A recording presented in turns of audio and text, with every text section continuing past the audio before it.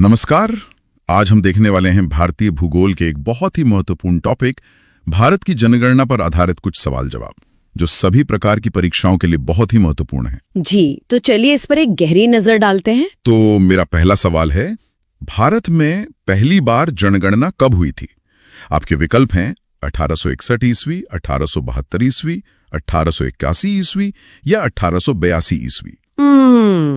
इसका सही उत्तर है 1872 ईस्वी। 1872। जी, वैसे ये जानना जरूरी है कि ये जनगणना पूरे ब्रिटिश भारत में एक साथ नहीं की गई थी, इसलिए इसे गैर समकालिक जनगणना भी कहते हैं। अच्छा, मतलब अलग अलग समय पर हुई थी। हाँ, इसका मुख्य उद्देश्य बस प्रशासन को बेहतर बनाने के लिए मतलब एक डेटा इकट्ठा करना था। तो फिर जो व्यवस्थित जनगणना है वो कब शुरू हुई? भारत में पहली व्यवस्थित और हम कह सकते हैं कि संपूर्ण जनगणना 1881 में हुई थी।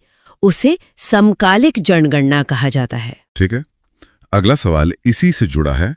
भारत में पहली बार जनगणना किसके कार्यकाल में संपन्न हुई थी? विकल्प हैं Lord Lytton, Lord Ripon, Lord Mayo या लॉर्ड नॉर्थब्रुक।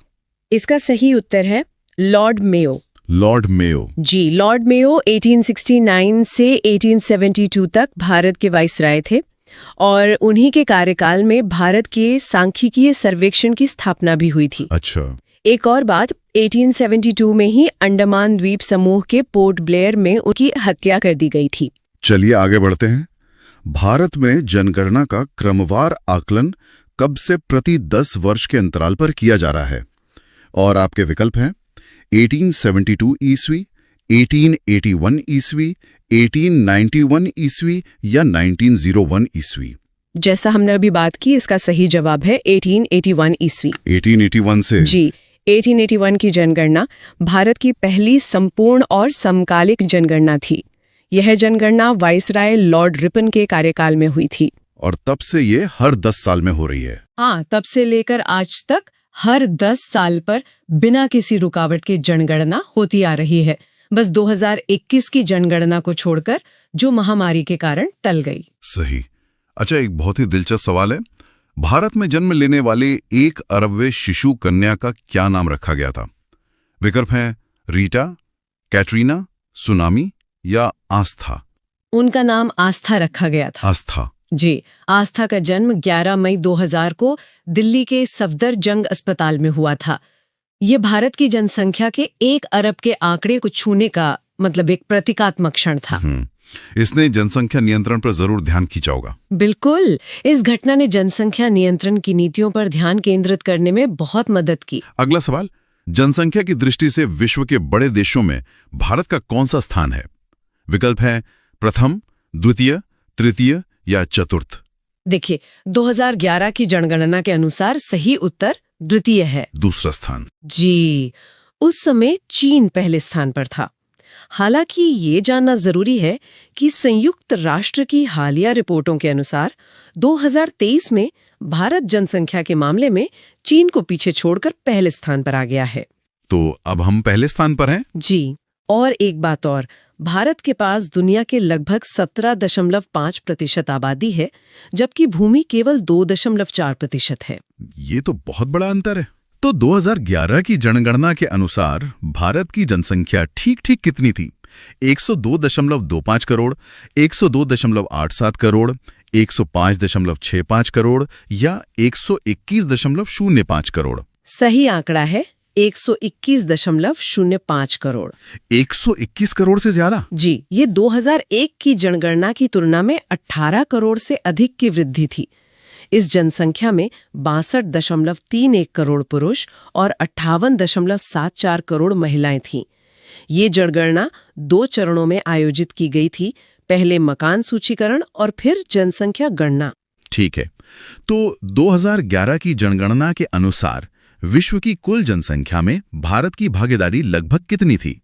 14.5%, 17.5%, 19.5% या 21.5%? सही उत्तर है 17.5%। 17.5%। जी, इसका मतलब ये है कि उस समय दुनिया का हर छठा व्यक्ति भारतीय था। ये आंकड़ा भारत के संसाधनों जैसे पानी, जमीन और नौकरियों पर जो भारी दबाव है उसको भी दर्शाता है। चीन से तुलना करें तो तुलना के लिए चीन की भागीदारी उस समय लगभग 19.4% थी। अच्छा, एक और सवाल जो इस विशालता को दिखाता है, भारत में प्रतिवर्ष किस देश की जनसंख्या के बराबर वृद्धि हो रही है? आपके विकल्प हैं ऑस्ट्रेलिया, दक्षिण अफ्रीका, अर्जेंटीना या ब्राजील। इसका सही जवाब है ऑस्ट्रेलिया। ऑस्ट्रेलिया पूरी ऑस्ट्रेलिया की आबादी के बराबर। जी हाँ, भारत की वार्षिक जनसंख्या वृद्धि लगभग 1.5 से 2 करोड़ के बीच रही है, जो ऑस्ट्रेलिया की कुल जनसंख्या के लगभग बराबर है। ये तुलना जनसंख्या वृद्धि की, आप कह सकते हैं, विशालता को समझने में मदद करती है। इससे तो सतत विकास के लक्ष्यों को पाना मुश्किल होता होगा। बिल्कुल, इस तीव्र वृद्धि के कारण सतत विकास लक्ष्यों को प्राप्त करना एक चुनौती बन जाता है। कि जनसंख्या के इतिहास में जनांकीय विभाजन वर्ष किसे कहा जाता है? 1921 ईस्वी, 1931 ईस्वी, 1941 ईस्वी या 1951 ईस्वी? सही उत्तर है 1921 ईस्वी। 1921। इसे द ग्रेट डिवाइड भी कहते हैं ना? जी बिल्कुल, the year of the great divide. 1921 से पहले भारत की जनसंख्या वृद्धि दर बहुत धीमी और अस्थिर थी। 1911-1921 के दशक में अकाल और स्पेनिश फ्लू जैसी महामारियों के कारण जनसंख्या में नकारात्मक वृद्धि हुई थी, -0.31%।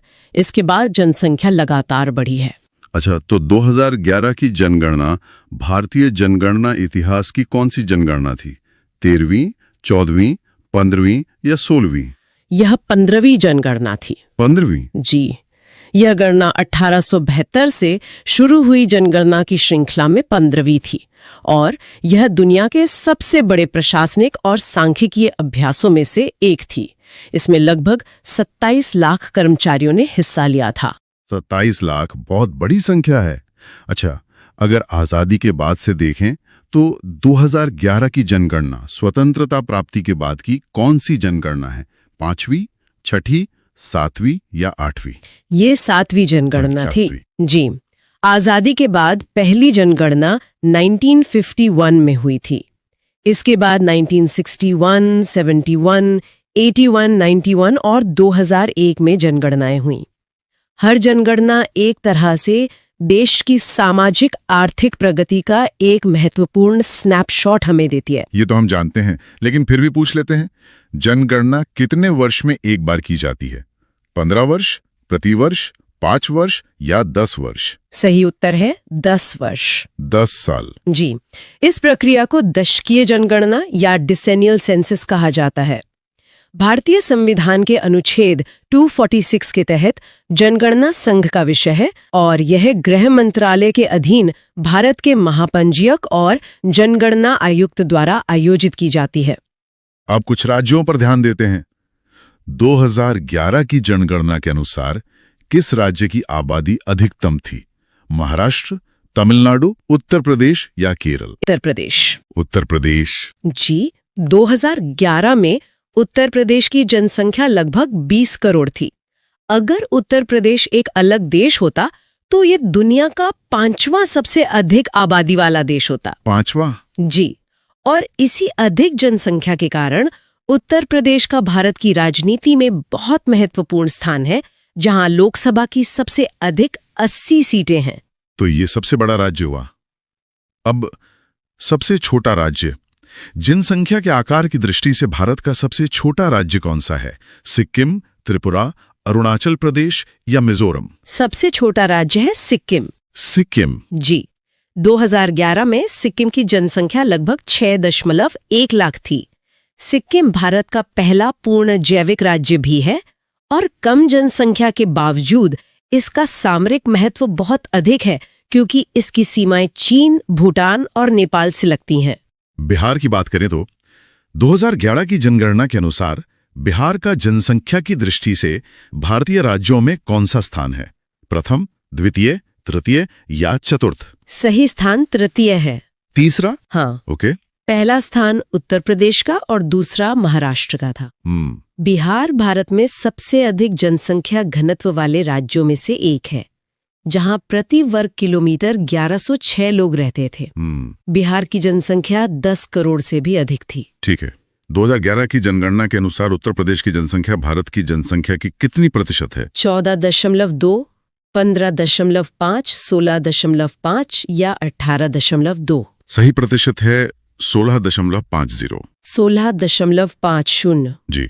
इसका मतलब है कि 2011 में भारत में हर 6 में से एक व्यक्ति उत्तर प्रदेश में रहता था। ये आंकड़ा केंद्र सरकार से राज्य को मिलने वाले वित्तीय आवंटन और विकास योजनाओं को प्रभावित करता है और ये राज्य के संसाधनों पर भारी दबाव को भी दिखाता है। तो जनसंख्या की दृष्टि से भारत के 3 सबसे बड़े राज्यों का सही क्रम क्या है? उत्तर प्रदेश, महाराष्ट्र एवं बिहार, महाराष्ट्र पश्चिम बंगाल एवं उत्तर प्रदेश, उत्तर प्रदेश पश्चिम बंगाल एवं महाराष्ट्र, या महाराष्ट्र उत्तर प्रदेश एवं बिहार?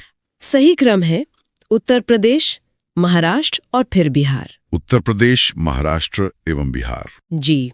इन 3 राज्यों की संयुक्त जनसंख्या 40 करोड़ से अधिक थी और यह जनसंख्या संयुक्त राज्य अमेरिका की कुल जनसंख्या से भी अधिक है। ये तो चौंकाने वाला है। हाँ, यह भारत के भीतर जनसांख्यिकीय असमानता को भी दर्शाता है। अब इसका उल्टा, जनसंख्या की दृष्टि से भारत के 3 सबसे छोटे राज्यों का सही क्रम क्या है? अरुणाचल प्रदेश, सिक्किम व मिजोरम, सिक्किम, मिजोरम व अरुणाचल प्रदेश, अरुणाचल प्रदेश, मिजोरम व सिक्किम, या मिजोरम, सिक्किम व अरुणाचल प्रदेश? सही क्रम है सिक्किम, मिजोरम और अरुणाचल प्रदेश। सिक्किम, फिर मिजोरम और फिर अरुणाचल प्रदेश। जी। 2011 में सिक्किम की आबादी लगभग 6.1 लाख थी, मिजोरम की 10.9 लाख और अरुणाचल प्रदेश की 13.8 लाख थी। ये तीनों राज्य पूर्वोत्तर भारत में स्थित है और इनकी जनजातीय संस्कृति बहुत समृद्ध है और इन राज्यों का जनसंख्या घनत्व भी राष्ट्रीय औसत से बहुत कम है। ठीक है, अब केंद्र शासित प्रदेशों की बात करते हैं। जनसंख्या की दृष्टि से भारत का सबसे बड़ा केंद्र शासित प्रदेश कौन सा है? दिल्ली, चंडीगढ़, पुडुचेरी या लक्षद्वीप? सबसे बड़ा केंद्र शासित प्रदेश दिल्ली है। दिल्ली। जी। 2011 में दिल्ली की जनसंख्या 1.67 करोड़ से अधिक थी। दिल्ली भारत का राष्ट्रीय राजधानी क्षेत्र भी है और उच्च जनसंख्या घनत्व के कारण दिल्ली को प्रदूषण, यातायात और आवास जैसी चुनौतियों का सामना करना पड़ता है। और सबसे छोटा केंद्र शासित प्रदेश? दमन व दीव, दादरा नगर हवेली, अंडमान निकोबार या लक्षद्वीप? सही उत्तर है लक्षद्वीप। लक्षद्वीप। हाँ, 2011 में लक्षद्वीप की आबादी मात्र 64,000 के आसपास थी। यह अरब सागर में स्थित 36 द्वीपों का एक समूह है और यह भारत का सबसे छोटा केंद्र शासित प्रदेश है, क्षेत्रफल और जनसंख्या दोनों में। एक बहुत ही दिलचस्प तुलना वाला सवाल है। जी। उत्तर प्रदेश की जनसंख्या नीचे दिए गए देश समूहों के एक समूह के प्रत्येक देश की जनसंख्या से अधिक है। वो समूह कौन सा है? जर्मनी, फ्रांस, इंडोनेशिया, ब्राजील, या जर्मनी, ब्राजील, रूस, नाइजीरिया, या यूके, जर्मनी, जापान, पाकिस्तान, या फिर यूके, यूएसए, जापान, बांग्लादेश? सही समूह है UK, Germany, Japan, Pakistan. UK, Germany, Japan और पाकिस्तान, इन सबसे ज्यादा आबादी अकेले यूपी की थी। जी। ये सवाल उत्तर प्रदेश की विशाल जनसंख्या को एक परिप्रेक्ष्य में रखने के लिए है। 2011 में यूपी की जनसंख्या जो लगभग 200 मिलियन थी, वो पाकिस्तान की लगभग 17 मिलियन जनसंख्या से भी अधिक थी। यह तुलना दर्शाती है कि उत्तर प्रदेश का प्रबंधन करना किसी बड़े देश का प्रबंधन करने जैसा है। बिल्कुल। एक और क्रम वाला सवाल। 2011 की जनगणना के अंतिम आंकड़ों के अनुसार भारत के राज्यों का जनसंख्या के आधार पर सही क्रम क्या होगा? राज्य हैं उत्तर प्रदेश, बिहार, महाराष्ट्र, आंध्र प्रदेश और पश्चिम बंगाल। आपके विकल्प हैं 1 2 3 4 5 या 1 2 3 5 4 या 1 3 2 4 5 या 1 3 2 5 4। इसका सही क्रम है 1 3 2 5 4। 1 3 2 5 4 मतलब? इसका मतलब है 1 उत्तर प्रदेश, फिर 3 महाराष्ट्र, फिर 2 बिहार, उसके बाद 5 पश्चिम बंगाल और फिर 4 आंध्र प्रदेश। यहाँ ये ध्यान रखना महत्वपूर्ण है कि 2014 में आंध्र प्रदेश का विभाजन हो गया और तेलंगाना एक नया राज्य बना। हाँ, तो अगली जनगणना में आंकड़े बदल जाएंगे? बिल्कुल। अगली जनगणना में आंध्र प्रदेश और तेलंगाना के लिए अलग अलग आंकड़े होंगे। अब वृद्धि के कारणों पर आते हैं। भारत में जनसंख्या वृद्धि का मुख्य कारण क्या है? मृत्यु दर में कमी, जन्म दर में बढ़ोतरी, कम उम्र में विवाह या आर्थिक प्रगति? इसका मुख्य कारण है मृत्यु दर में कमी। अच्छा, जन्म दर में बढ़ोतरी नहीं? नहीं, देखिए, बेहतर स्वास्थ्य सेवाओं, टीकाकरण और स्वच्छता के कारण मृत्यु दर में तेजी से गिरावट आई है। जन्म दर में भी कमी आई है, लेकिन मृत्यु दर की तुलना में धीमी गति से। और जन्म और मृत्यु दर के बीच का यही अंतर जनसंख्या वृद्धि का कारण बनता है, जिसे प्राकृतिक वृद्धि कहते हैं। ठीक है, तो वर्ष 2011 की जनगणना के अनुसार देश में 2001-2011 दशक के दौरान जनसंख्या वृद्धि दर कितने प्रतिशत रही है? 17.7%, 21.54%, 22.80% या 23.50%? सही उत्तर 17.7% है। 17.7%। जी, ये पिछले दशक यानी 1991-2001 की वृद्धि दर जो 21.54% थी, उससे कम थी। ये एक सकारात्मक संकेत है जो दर्शाता है कि भारत की जनसंख्या वृद्धि की गति अब धीमी हो रही है। लेकिन फिर भी? हाँ, लेकिन निरपेक्ष संख्या में देखें तो 18.1 करोड़ लोग जुड़े, जो कि एक बहुत बड़ी संख्या है। बिल्कुल। अच्छा, 2011 की जनगणना के अनुसार किस राज्य में 2001-2011 की अवधि में जनसंख्या वृद्धि दर सर्वाधिक रही है? मध्य प्रदेश, मणिपुर, राजस्थान या मेघालय? सर्वाधिक वृद्धि दर मेघालय में रही है। मेघालय? जी। मेघालय की दशकीय वृद्धि दर 27.9% थी, जो राष्ट्रीय औसत से बहुत अधिक है। उच्च प्रजनन दर और आप्रवासन इसके मुख्य कारण माने जाते हैं। दूसरे स्थान पर अरुणाचल प्रदेश था 26% और तीसरे पर बिहार 25.4%। तो भारत की जनसंख्या की मौजूदा वार्षिक वृद्धि दर कितनी है? 1.64%, 2.14%, 2.54% या 2.62%? 2011 की जनगणना के आधार पर औसत वार्षिक वृद्धि दर 1.64%। 1.64%। जी, ये 2001-2011 दशक की कुल 17.7% दशकीय वृद्धि का वार्षिक औसत है। यह दर पिछली जनगणनाओं की तुलना में घट रही है। विश्व की औसत वार्षिक वृद्धि दर उस समय लगभग 1.2% थी। तो भारत में सर्वाधिक तेज जनसंख्या वृद्धि दर वाला राज्य है उत्तर प्रदेश, बिहार, नागालैंड या मेघालय? सर्वाधिक तेज वृद्धि दर वाला राज्य मेघालय है। फिर से मेघालय? जी, जैसा कि पहले बताया, मेघालय की वृद्धि दर 27.9% थी। यह भारत के विभिन्न क्षेत्रों में मतलब जनसांख्यिकीय संक्रमण के विभिन्न चरणों को दर्शाता है। पूर्वोत्तर और कुछ उत्तरी राज्यों में वृद्धि दर दक्षिणी राज्यों की तुलना में अधिक है। तो फिर सबसे धीमी वृद्धि दर वाला राज्य कौन सा है? नागालैंड व केरल, कर्नाटक व असम, आंध्र प्रदेश व उड़ीसा या पंजाब व हरियाणा? सही उत्तर है नागालैंड और केरल। नागालैंड और केरल? हाँ, नागालैंड ने तो -0.6% की नकारात्मक वृद्धि दर दर्ज की, जो एक असाधारण मामला था। और केरल की वृद्धि दर 4.9% थी, जो सभी प्रमुख राज्यों में सबसे कम थी। केरल में कम क्यों है? केरल की कम वृद्धि दर उच्च साक्षरता, बेहतर स्वास्थ्य सेवा और सामाजिक जागरूकता का परिणाम है। ठीक है, तो निम्नलिखित में से कौन से राज्य समूह में 2001-2011 की अवधि में सर्वाधिक जनसंख्या वृद्धि प्रतिशत में अंकित की गई? राजस्थान, गुजरात और पंजाब, तमिलनाडु, महाराष्ट्र और गुजरात, महाराष्ट्र, गुजरात और केरल या मेघालय, अरुणाचल प्रदेश और बिहार? सही समूह है मेघालय, अरुणाचल प्रदेश और बिहार। ये वही 3 राज्य हैं जिनका आपने पहले जिक्र किया था। जी, इन तीनों राज्यों की दशकीय वृद्धि दर 25% से अधिक थी। यह बीमारू राज्यों की उच्च वृद्धि दर की प्रवृत्ति को दर्शाता है, जिसमें अब पूर्वोत्तर के राज्य भी शामिल हो गए हैं। इन राज्यों में विकास और परिवार नियोजन पर अधिक ध्यान देने की आवश्यकता है। 2011 की जनगणना आंकड़ों के अनुसार निम्नलिखित में से किस राज्य की जनसंख्या वृद्धि दर सबसे कम है? गोवा, पश्चिम बंगाल, नागालैंड या केरल? सबसे कम वृद्धि दर नागालैंड की थी। नागालैंड की, जहां नकारात्मक वृद्धि हुई थी। जी, नागालैंड ने 0.58% की नकारात्मक दशकीय वृद्धि दर्ज की। यह भारत के किसी भी राज्य के लिए जनगणना के इतिहास में पहली बार था। इसके कारणों पर विशेषज्ञ बहस करते हैं, जिसमें पिछली जनगणना के आंकड़ों में संभावित ज्यादा गिनती और वर्तमान में बेहतर गणना शामिल है। ठीक है, तो नवीनतम जनगणना यानी 2011 के अनुसार भारत में जनसंख्या की औसत वार्षिक वृद्धि दर घट रही है, बढ़ रही है, तीव्र गति से बढ़ रही है या स्थिर हो गई है? सही जवाब है घट रही है। घट रही है। जी, भारत की जनसंख्या वृद्धि दर 1961 से 71 के दशक में अपने चरम पर थी।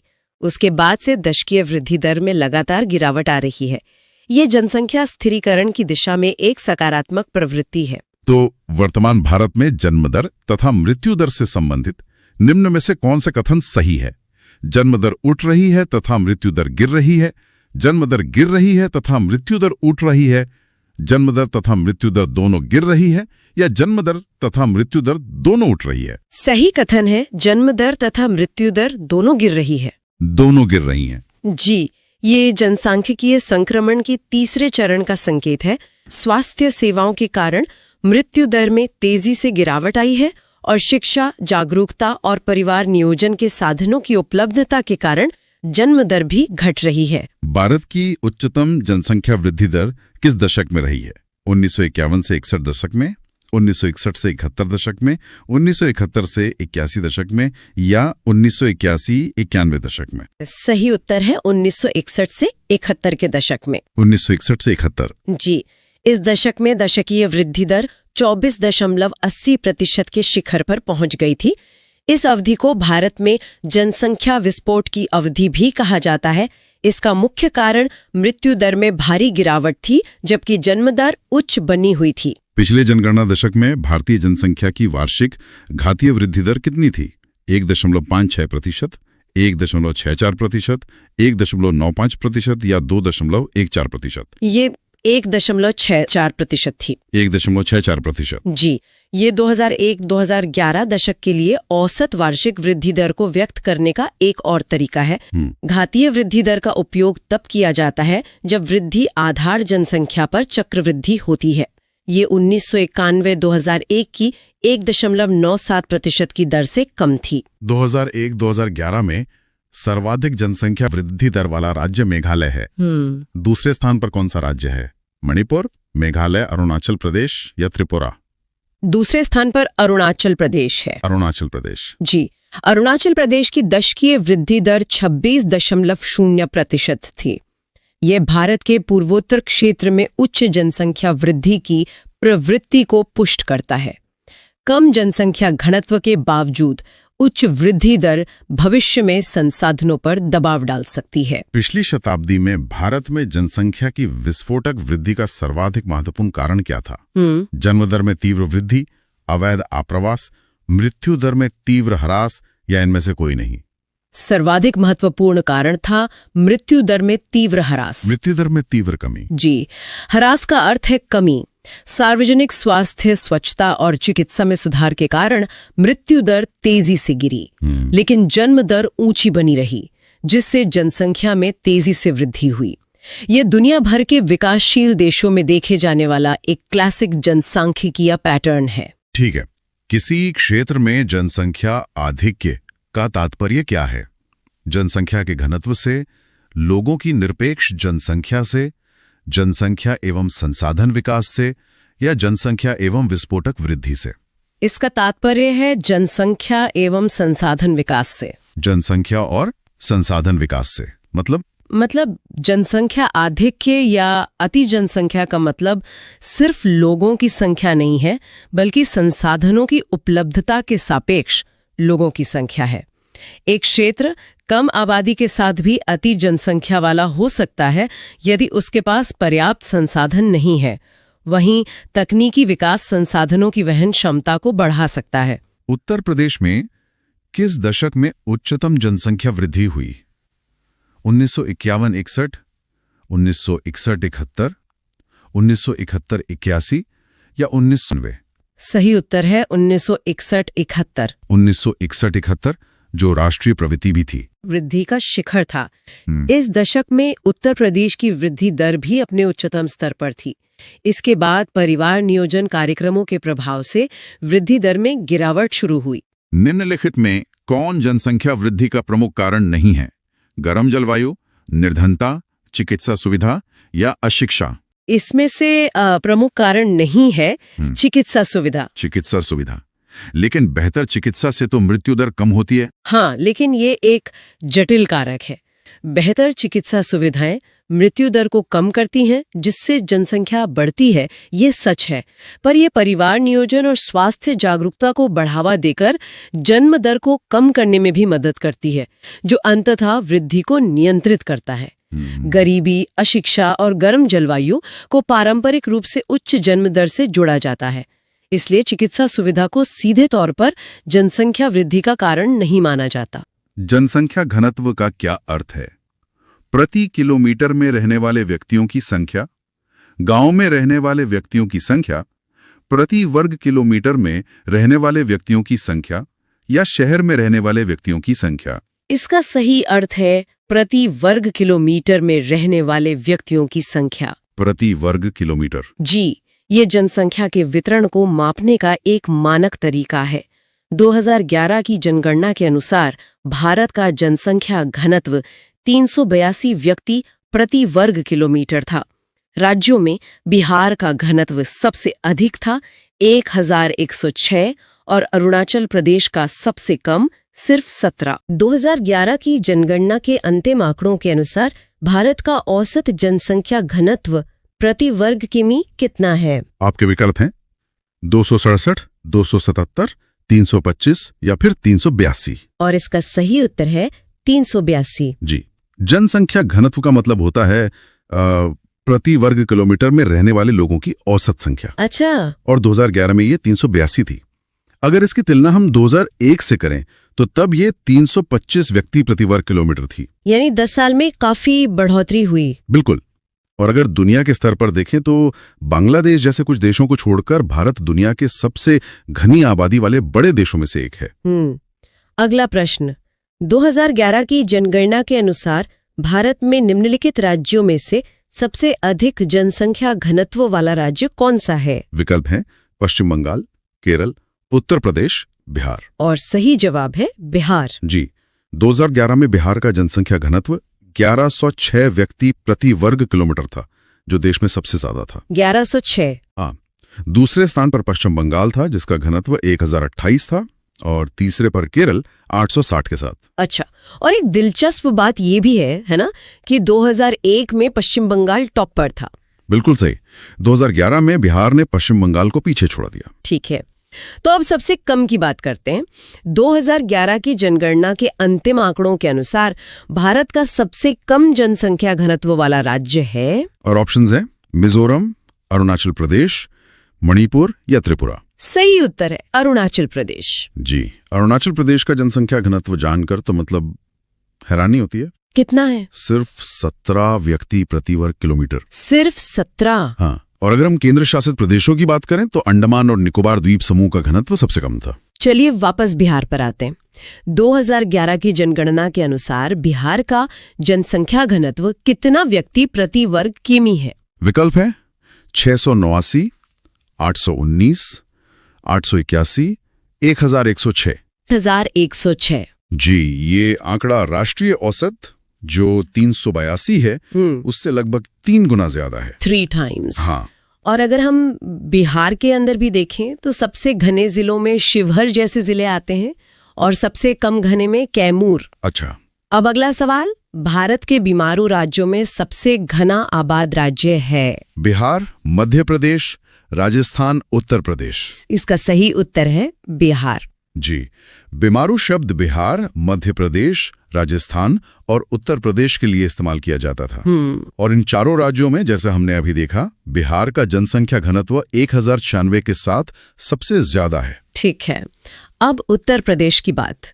वर्ष 2011 की जनगणना के अनुसार उत्तर प्रदेश राज्य का जन घनत्व है। विकल्प हैं 904, 881, 819, 829। सही उत्तर है 829। जी, उत्तर प्रदेश का जनघनत्व 829 व्यक्ति प्रति वर्ग किलोमीटर है। ये राष्ट्रीय औसत से तो काफी ज्यादा है। हाँ। लेकिन एक बात ध्यान देने वाली है कि जनसंख्या के मामले में यूपी भारत का सबसे बड़ा राज्य है, पर घनत्व के मामले में ये चौथे स्थान पर आता है। अगला प्रश्न, भारत में निम्नांकित महानगरीय नगरों में से किसका जनसंख्या घनत्व सबसे कम है? मुंबई, कोलकाता, दिल्ली या फिर चेन्नई? और सही उत्तर है चेन्नई। जी, इन चारों महानगरों में से 2011 के आंकड़ों के अनुसार चेन्नई का जनसंख्या घनत्व सबसे कम था। और सबसे ज्यादा घनत्व दिल्ली के राष्ट्रीय राजधानी क्षेत्र का था।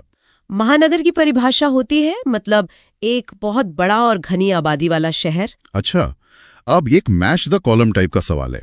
सूची आई को सूची 2 से सुमेलित करना है। सूची आई में राज्य है बिहार, केरल, उत्तर प्रदेश, पश्चिम बंगाल। और सूची 2 में जनसंख्या घनत्व दिए गए हैं 1028, 1106, 860, 829। तो इसका सही मिलान कुछ इस तरह होगा। जी, बिहार का घनत्व है 1106, ठीक है। केरल का 860, उत्तर प्रदेश का 829 और पश्चिम बंगाल का 1028। इनके घनत्व में जो अंतर है उसके पीछे भौगोलिक कारण भी होंगे, है ना? बिल्कुल, जैसे बिहार और बंगाल के मैदानी इलाके घने बसे हैं, वहीं दूसरे राज्यों की भौगोलिक स्थिति अलग है। अगला सवाल, सर्वोच्च जनसंख्या घनत्व के अवरोही क्रम में भारतीय राज्यों का सही अनुक्रम क्या है? विकल्प थोड़े लंबे हैं। पहला, केरल, पश्चिम बंगाल, उत्तर प्रदेश एवं बिहार। दूसरा, उत्तर प्रदेश, पश्चिम बंगाल, केरल एवं तमिलनाडु। तीसरा, पश्चिम बंगाल, केरल, बिहार एवं उत्तर प्रदेश। और चौथा, बिहार, पश्चिम बंगाल, केरल एवं उत्तर प्रदेश। और सही क्रम है बिहार, पश्चिम बंगाल, केरल एवं उत्तर प्रदेश। जी, ये टॉप 4 राज्य हैं। जी, बिहार सबसे ऊपर, फिर पश्चिम बंगाल, फिर केरल और फिर उत्तर प्रदेश। और केंद्र शासित प्रदेशों में? केंद्र शासित प्रदेशों में तो दिल्ली का जनसंख्या घनत्व सबसे ज्यादा है, 11,320। 11,320। जी, चलिए अब विषय बदलते हैं और लिंगानुपात पर आते हैं।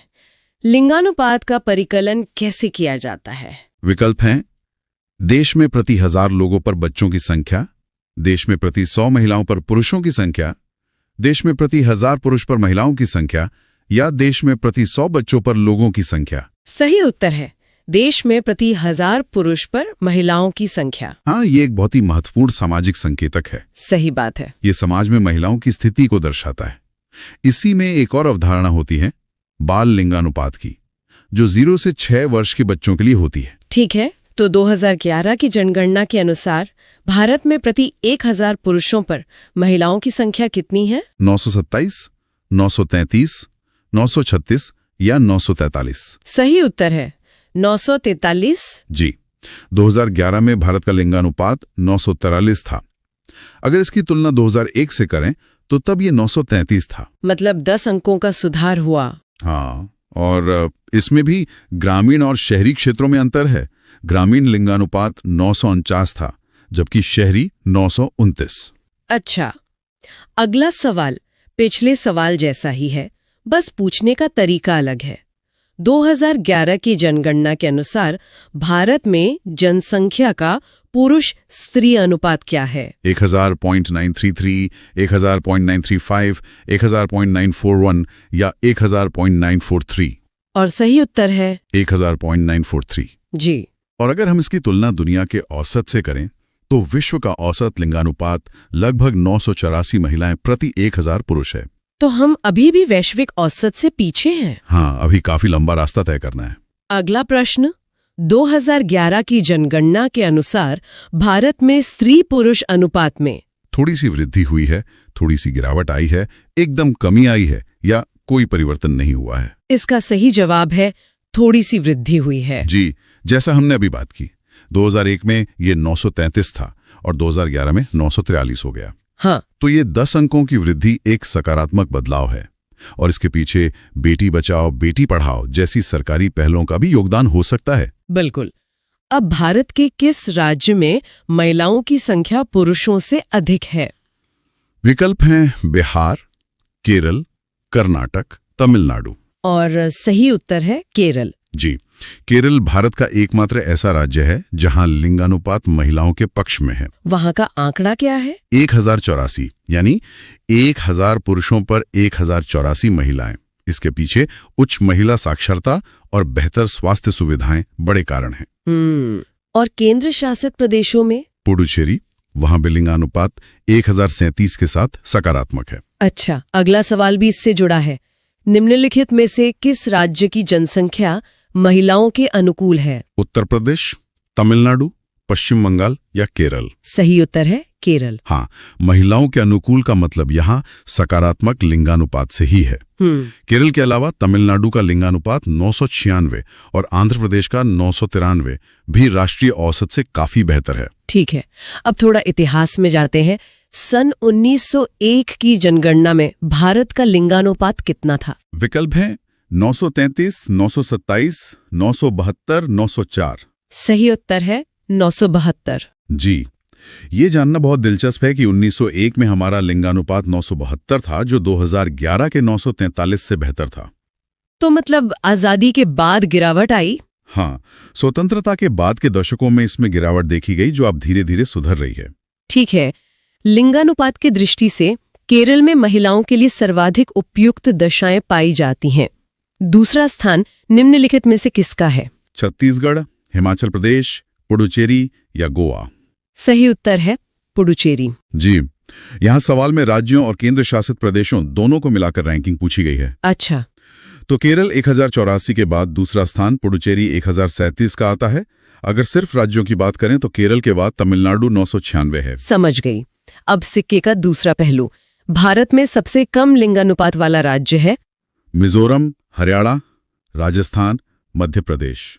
और इसका सही उत्तर है हरियाणा। हाँ, हरियाणा का लिंगानुपात 879 था, जो कि एक बड़ी चिंता का विषय है। और केंद्र शासित प्रदेशों में सबसे कम वो दमन और दीव था, जहां ये आंकड़ा सिर्फ 618 था। अब बात करते हैं बाल लिंगानुपात की। राष्ट्रीय जनगणना 2011 के अनुसार 6 वर्ष से कम आयु के बच्चों का लिंगानुपात है 919, 933, 945 या 972। सही उत्तर है 919। जी, और ये एक बहुत ही चिंताजनक आंकड़ा है। क्यों? क्योंकि 2001 में ये 927 था। मतलब समग्र लिंगानुपात तो बढ़ा, लेकिन बाल लिंगानुपात में गिरावट आई। ये तो बहुत गंभीर बात है। बिल्कुल। सबसे ज्यादा बाल लिंगानुपात अरुणाचल प्रदेश 972 में और सबसे कम हरियाणा 834 में था। अगला प्रश्न, निम्नलिखित में से कौन सही नहीं है? पहला कथन, केरल में स्त्री पुरुष अनुपात महिलाओं के पक्ष में है। दूसरा, भारत में लिंगानुपात 943 हो गया है। तीसरा, चंडीगढ़ में लिंगानुपात देश में सबसे कम है। चौथा, पुडुचेरी में स्त्री पुरुष अनुपात महिलाओं के पक्ष में है। जो कथन सही नहीं है वो है चंडीगढ़ में लिंगानुपात देश में सबसे कम है। जी, ये कथन गलत है। सबसे कम लिंगानुपात वाला राज्य हरियाणा है। और केंद्र शासित प्रदेशों में दमन और दीव। चंडीगढ़ का लिंगानुपात 818 है, जो बहुत कम तो है, लेकिन सबसे कम नहीं। ठीक है, अब राज्यों के क्रम से जुड़ा एक सवाल। राष्ट्रीय जनगणना 2011 के अनुसार लिंगानुपात के संदर्भ में राज्यों का आरोही क्रम है। पहला विकल्प मध्य प्रदेश, छत्तीसगढ़, तमिलनाडु, केरल। दूसरा, केरल, तमिलनाडु, छत्तीसगढ़, मध्य प्रदेश। तीसरा, केरल, मध्य प्रदेश, छत्तीसगढ़, तमिलनाडु। चौथा, छत्तीसगढ़, मध्य प्रदेश, तमिलनाडु, केरल। और सही आरोही यानी बढ़ता हुआ क्रम है मध्य प्रदेश, छत्तीसगढ़, तमिलनाडु, केरल। जी, अगर हम आंकड़े देखें तो मध्य प्रदेश का 931 है, छत्तीसगढ़ का 991, तमिलनाडु का 996 और केरल का 1084। इससे क्रम बिल्कुल स्पष्ट हो जाता है। हाँ। अगला सवाल, 2011 की जनगणना के अनुसार भारत के वृहत नगरों में सर्वाधिक प्रतिकूल यौन अनुपात कहाँ मिलता है? कोलकाता, चेन्नई, दिल्ली या मुंबई? सही उत्तर है मुंबई। जी, बड़े शहरों में अक्सर रोजगार के लिए पुरुषों का प्रवास ज्यादा होता है। अच्छा, इस वजह से लिंगानुपात बिगड़ जाता है? बिल्कुल, इसी वजह से मुंबई जैसे महानगरों में लिंगानुपात काफी प्रतिकूल मिलता है। ठीक है, चलिए अब शहरीकरण और ग्रामीण जनसंख्या पर आते हैं। सन 2011 की जनगणना के अनुसार ग्रामीण जनसंख्या का सबसे अधिक अनुपात किस राज्य में है? हिमाचल प्रदेश, राजस्थान, मध्य प्रदेश या बिहार? सही उत्तर है हिमाचल प्रदेश। जी, हिमाचल प्रदेश की लगभग 90% आबादी ग्रामीण है, जो देश में सबसे ज्यादा है। और सबसे कम ग्रामीण आबादी वाला? वो गोवा है। तो इसका मतलब भारत का सर्वाधिक नगरीकरण वाला राज्य गोवा हुआ? हाँ, आपका अगला सवाल भी यही है। विकल्प हैं पश्चिम बंगाल, महाराष्ट्र, गुजरात, गोवा। और सही उत्तर है गोवा। गोवा की 62% से ज्यादा आबादी शहरी है। प्रतिशत के हिसाब से गोवा टॉप पर है। लेकिन अगर कुल शहरी आबादी की बात करें तो महाराष्ट्र सबसे आगे है। अच्छा, ये एक जरूरी अंतर है। तो फिर 2011 की जनगणना में भारत ने ग्रामीण जनसंख्या का प्रतिशत कितना था? 68.8%, 72.2%, 74.29% या 76.7%। सही उत्तर है 68.8%। जी, इसका मतलब ये हुआ कि शहरी जनसंख्या का प्रतिशत 31.2% था। और अगर आप 2001 से तुलना करें तो पता चलता है कि शहरीकरण की प्रवृत्ति लगातार बढ़ रही है। ठीक है, अब एक और क्रम वाला सवाल।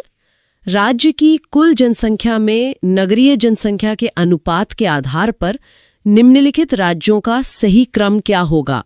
राज्य हैं मिजोरम, गोवा, महाराष्ट्र, तमिलनाडु, गुजरात। इसमें कोई विकल्प नहीं है, सीधा क्रम बताना है। हाँ, तो सही क्रम होगा सबसे पहले गोवा, फिर मिजोरम, उसके बाद तमिलनाडु, फिर महाराष्ट्र और आखिर में गुजरात। क्या आप इनका प्रतिशत बता सकते हैं? जरूर। गोवा 62.2%, मिजोरम 52.1%, तमिलनाडु 48.4%, महाराष्ट्र 45.2% और गुजरात 42.6%। ठीक है, अब 2011 की जनगणना के अनुसार 10 लाख से अधिक जनसंख्या वाले नगरों की संख्या कितनी है? 23, 29, 35 या 53? सही उत्तर है 53। जी, इन शहरों को मिलियन प्लस सिटी या मेट्रोपॉलिटन शहर कहते हैं। और ये संख्या तेजी से बढ़ रही है ना? बहुत तेजी से। 2001 में इनकी संख्या सिर्फ 35 थी। एक दशक में 18 नए शहर जुड़ गए। अगला सवाल। भारत के 3 सर्वाधिक नगरीकृत राज्यों का सही अवरोही क्रम है। विकल्प हैं गोवा, मिजोरम व तमिलनाडु। मिजोरम, गोवा, तमिलनाडु, महाराष्ट्र, गोवा, मिजोरम या महाराष्ट्र, गोवा, तमिलनाडु। सही क्रम है गोवा, मिजोरम व तमिलनाडु। जी, और यहाँ ये भी बताना जरूरी है कि केंद्र शासित प्रदेशों में दिल्ली 97.5% और चंडीगढ़ 97.25% के साथ लगभग पूरी तरह से शहरी हैं। अब इन विकल्पों में से बताइए, निम्नलिखित में से सबसे अधिक नगरीकृत राज्य कौन सा है? उत्तर प्रदेश, गुजरात, महाराष्ट्र, पश्चिम बंगाल। सही उत्तर है महाराष्ट्र। हाँ, यहाँ ये समझना जरूरी है कि सवाल दिए गए विकल्पों में से पूछ रहा है। सही। इन चारों में महाराष्ट्र 45.2% के साथ सबसे अधिक नगरीकृत है। वैसे पूरे भारत में गोवा टॉप पर है। ठीक है, अगला सवाल भी इसी से जुड़ा है। 2011 की जनगणना के अनुसार निम्नलिखित में सर्वाधिक नगरीय जनसंख्या का प्रतिशत किस राज्य में है? उत्तर प्रदेश, गोवा, तमिलनाडु, केरल। इसका सही उत्तर है गोवा। जी, ये सीधा सवाल है। गोवा का पर्यटन आधारित विकास और उसका छोटा आकार दोनों ही इसके उच्च शहरीकरण में योगदान करते हैं। और 2011 की जनगणना के अनुसार भारत की कुल जनसंख्या में नगरीय जनसंख्या का कितना प्रतिशत है? 31.8%, 30.8%, 32.2% या 31.2%। सही उत्तर है 31.2%। जी, और एक बहुत ही महत्वपूर्ण बात यह है कि 2011 में पहली बार ऐसा हुआ था क्या कि शहरी जनसंख्या में जो कुल वृद्धि हुई वो ग्रामीण जनसंख्या में हुई कुल वृद्धि से ज्यादा थी। ओह, ये तो भारत के शहरीकरण में एक बहुत बड़ा मोड़ है। बिल्कुल। तो नगरीकरण की दृष्टि से भारत है एक उच्च नगरीकृत देश, एक निम्न नगरीकृत देश, एक उच्च मध्यम नगरीकृत देश या एक मध्यम निम्न नगरीकृत देश। सही उत्तर है एक मध्यम निम्न नगरीकृत देश। हाँ, अगर हम इसकी तुलना चीन से करें जहां लगभग 60% शहरीकरण है या विकसित देशों से जहां 80% से भी ज्यादा है, तो हम समझ सकते हैं कि हम इस श्रेणी में क्यों हैं। अगला सवाल। मेट्रोपॉलिटन नगर की जनसंख्या होती है 10 लाख से अधिक, 15 लाख से अधिक, 40 लाख से अधिक या 50 लाख से अधिक। सही उत्तर है 10 लाख से अधिक। जी, मुंबई, दिल्ली, कोलकाता, चेन्नई, बेंगलुरु, हैदराबाद ये सभी भारत के कुछ प्रमुख मेट्रोपॉलिटन शहर हैं। और मेगालोपोलिस सामान्यतः कितनी जनसंख्या वाले नगर होते हैं? 45 लाख से अधिक, 50 लाख से अधिक, 55 लाख से अधिक या 60 लाख से अधिक। सही उत्तर है 50 लाख से अधिक। जी, मेगालोपोलिस की अवधारणा थोड़ी अलग है। ये अक्सर कई शहरों के आपस में मिल जाने से बनता है। जैसे भारत में मुंबई और दिल्ली को इस श्रेणी में रखा जा सकता है। अच्छा, अब भारतीय जनसंख्या आयोग द्वारा नगर की परिभाषा के लिए कुछ मानक निर्धारित हैं। पहला, 75% कार्यशील पुरुष गैर कृषि कार्यों में लगे हों। दूसरा, न्यूनतम जनसंख्या घनत्व 400 व्यक्ति प्रति वर्ग किलोमीटर हो। और तीसरा, उस स्थान की जनसंख्या 5000 से अधिक हो। तो इनमें से कौन कौन से मानक जरूरी हैं? पहला, दूसरा और तीसरा, पहला और तीसरा, या दूसरा और तीसरा? सही उत्तर है पहला, दूसरा और तीसरा, यानी तीनों मानक आवश्यक हैं। जी, ये असल में जनगणना शहर यानी सेंसस टाउन की परिभाषा है। इसके अलावा वो शहर भी होते हैं जहां नगरपालिका या निगम होता है, उन्हें वैधानिक शहर कहते हैं, चाहे वो इन मानदंडों को पूरा करें या नहीं करें। ठीक है, अब बताइए, मेट्रोपोलिस की संख्या 2001 से 2011 में हो गई 12 से 22, 13 से 23, 35 से 53 या 38 से 58? सही उत्तर है 35 से 53। जी, मतलब एक दशक में 18 नए मेट्रो शहर जुड़ गए। जैसे कौन से शहर? इसमें कोझिकोड, रायपुर जैसे कई नए शहर शामिल हुए। भारत के नगरीय जनसंख्या में सर्वाधिक योगदान है उत्तर प्रदेश, महाराष्ट्र, पश्चिम बंगाल या तमिलनाडु का? सही उत्तर है महाराष्ट्र। जी, कुल शहरी आबादी के मामले में महाराष्ट्र सबसे आगे है, जहां 5.08 करोड़ शहरी आबादी है। और महाराष्ट्र के बाद?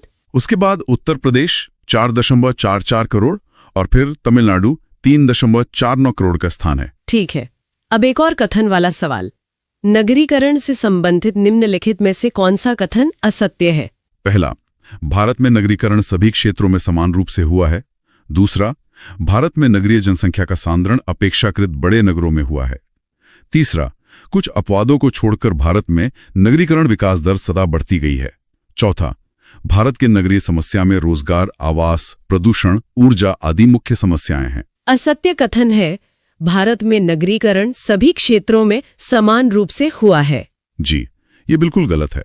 भारत में नगरीकरण बहुत असमान है। हाँ, ये हमने पहले भी देखा था। सर्वाधिक अनुसूचित जनजातीय आबादी संकेंद्रित है उत्तर प्रदेश, मध्य प्रदेश, झारखंड या छत्तीसगढ़ में। सही उत्तर है मध्य प्रदेश। जी, अगर हम कुल संख्या की बात करें तो मध्य प्रदेश में देश की सबसे अधिक जनजातीय आबादी रहती है। और मध्य प्रदेश के बाद? इसके बाद महाराष्ट्र और फिर उड़ीसा का स्थान आता है। ठीक है, और 2011 की जनगणना के अंतिम आंकड़ों के अनुसार निम्नलिखित में से किस राज्य में अनुसूचित जनजातियों के लोगों का प्रतिशत सबसे अधिक है?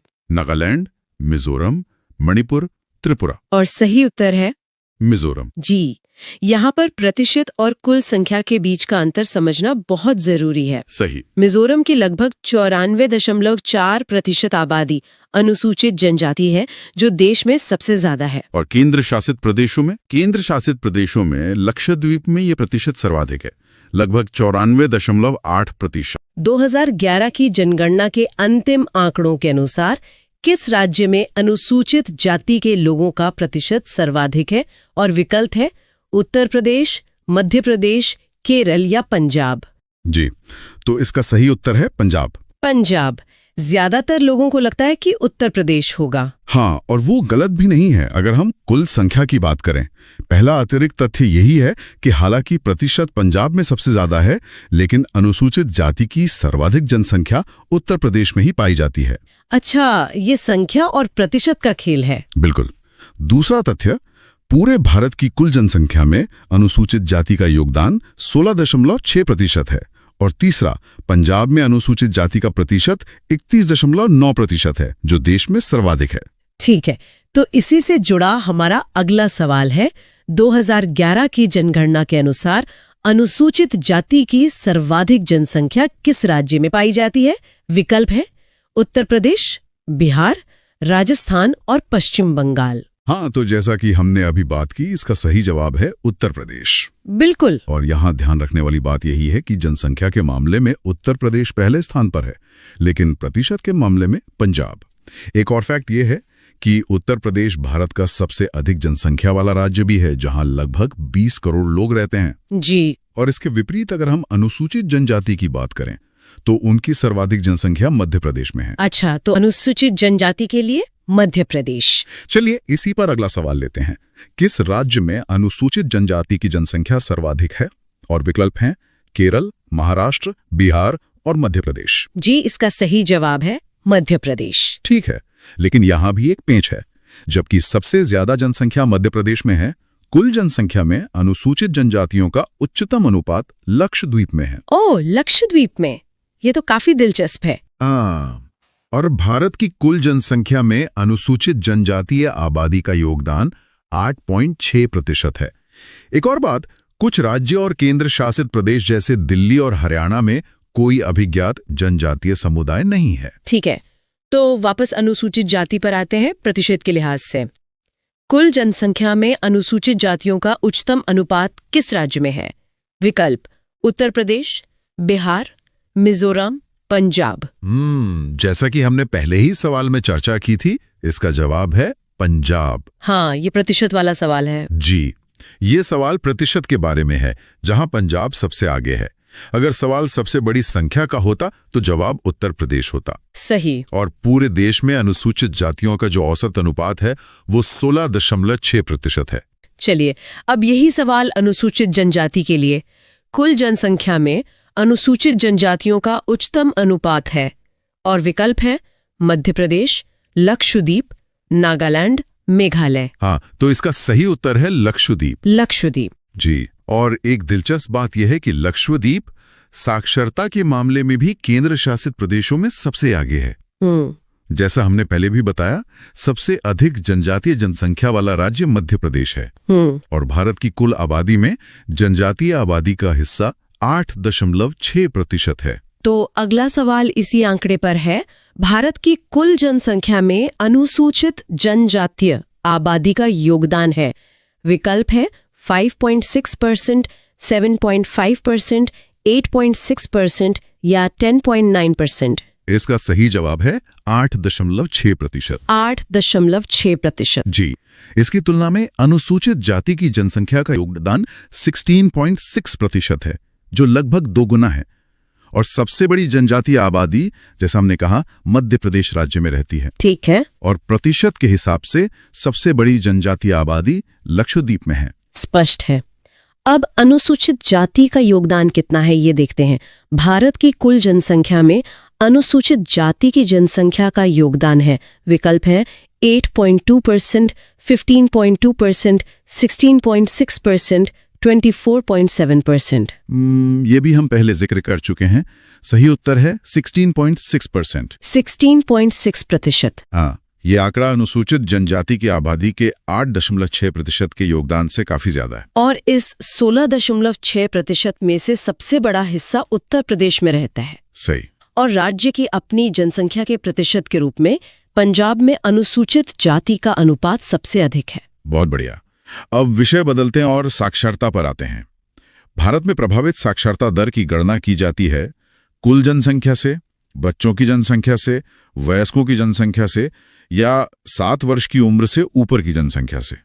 इसका सही जवाब है 7 वर्ष की उम्र से ऊपर की जनसंख्या से। अच्छा, तो 7 साल एक कट ऑफ है। जी। यही कारण है कि इसे प्रभावी साक्षरता दर कहा जाता है, क्योंकि ये उन लोगों को बाहर कर देता है जो पढ़ने और लिखने के लिए बहुत छोटे हैं। और इसी आयु वर्ग के आधार पर 2011 में भारत की औसत साक्षरता 73.0% थी। ठीक है। और ये गणना का एक मानक तरीका है जिसे जनगणना में उपयोग किया जाता है। तो अगला सवाल इसी औसत पर है। 2011 की जनगणना के अंतिम आंकड़ों के अनुसार भारत की औसत साक्षरता प्रतिशत है विकल्प 64.6%, 73.0%, 75.9% या 80.4%। सही जवाब है 73.0%। 73%। जी, ये राष्ट्रीय औसत है। कई राज्य इससे काफी ऊपर और काफी नीचे हैं। सबसे ज्यादा साक्षरता दर केरला में है, जबकि सबसे कम बिहार में है। और उड़ीसा जैसे राज्य भी राष्ट्रीय औसत 73.0% से नीचे हैं। ठीक है। अगला सवाल थोड़ा अलग है। इसमें हमें गलत कथन को पहचानना है। 2011 की जनगणना के अनुसार साक्षरता आंकड़ों के विषय में निम्नलिखित में से कौन सा कथन सत्य नहीं है? पहला, साक्षरता दर में काफी सुधार हुआ है। दूसरा, 2001-2011 के दौरान साक्षर जनसंख्या में वृद्धि हुई है।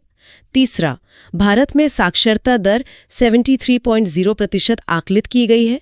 और चौथा, केरल में 100% साक्षरता पाई गई है। इसमें जो कथन सत्य नहीं है वो है चौथा वाला, केरल में 100% साक्षरता पाई गई है। अच्छा, तो केरल में 100% साक्षरता नहीं है? नहीं, हालांकि केरल की साक्षरता दर देश में सर्वाधिक है, पर वो 100% नहीं है। असल में पूर्ण साक्षरता के लिए जो न्यूनतम मानदंड है वो 100% नहीं बल्कि 90% जनसंख्या का साक्षर होना है। ओके। और केरल की उच्च साक्षरता का एक प्रमुख कारण वहां की सुविकसित सामाजिक अवसंरचना है। तो आपने पूर्ण साक्षरता का मानदंड बताया, अगला सवाल उसी पर है जी। पूर्ण साक्षरता हेतु कितने प्रतिशत जनसंख्या को साक्षर होने का न्यूनतम मानदंड निश्चित किया गया है? विकल्प 85%, 90%, 95% या 100%? जी, सही जवाब है 90%। 90%। हाँ, और इस मानदंड के अनुसार भी भारत का कोई भी राज्य 2011 तक पूर्ण साक्षर नहीं था। भारत का राष्ट्रीय औसत 73% था, जो इस लक्ष्य से काफी दूर है। और केरल और मिजोरम इस लक्ष्य के सबसे करीब के राज्य हैं। ठीक है, अगला सवाल। 2011 की जनगणना के अनुसार निम्नलिखित में से कौन सा राज्य साक्षरता के राष्ट्रीय औसत से नीचे है? विकल्प हैं महाराष्ट्र, गुजरात, ओडिशा या पश्चिम बंगाल। इनमें से सही उत्तर है ओडिशा।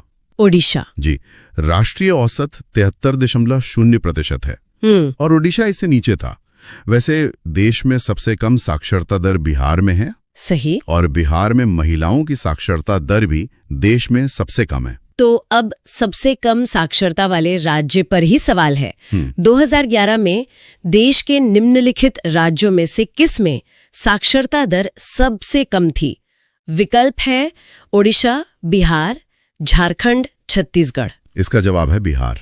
बिहार। जी, बिहार की साक्षरता दर 2011 में 61.8% थी, जो राष्ट्रीय औसत 73.0% से काफी कम है। बिहार में महिला साक्षरता की दर और भी कम, केवल 51.5% थी। इसलिए बिहार को भारत का सर्वाधिक निरक्षरता वाला राज्य भी कहा जाता है। ठीक है, अब इसका उल्टा सवाल, मतलब सर्वाधिक साक्षरता वाला राज्य। 2011 की जनगणना की रिपोर्ट के अनुसार किस राज्य में साक्षरता की दर सर्वाधिक है? और हमारे विकल्प है मिजोरम, गोवा, महाराष्ट्र, केरल। इसका सही जवाब है केरल। जी, और केरल के बाद दूसरा सर्वाधिक साक्षर राज्य मिजोरम है। केरल में महिलाओं की साक्षरता दर भी देश में सबसे ऊंची है। और जैसा पहले बताया, केरल की उच्च साक्षरता का कारण वहां के सुविकसित सामाजिक अवसंरचना को माना जाता है। ठीक है, अब महिला साक्षरता पर आते हैं। 2011 की जनगणना के अनुसार किस राज्य में महिलाओं में साक्षरता दर सबसे कम है? विकल्प बिहार, राजस्थान, ओडिशा या सिक्किम। इसका भी जवाब है बिहार।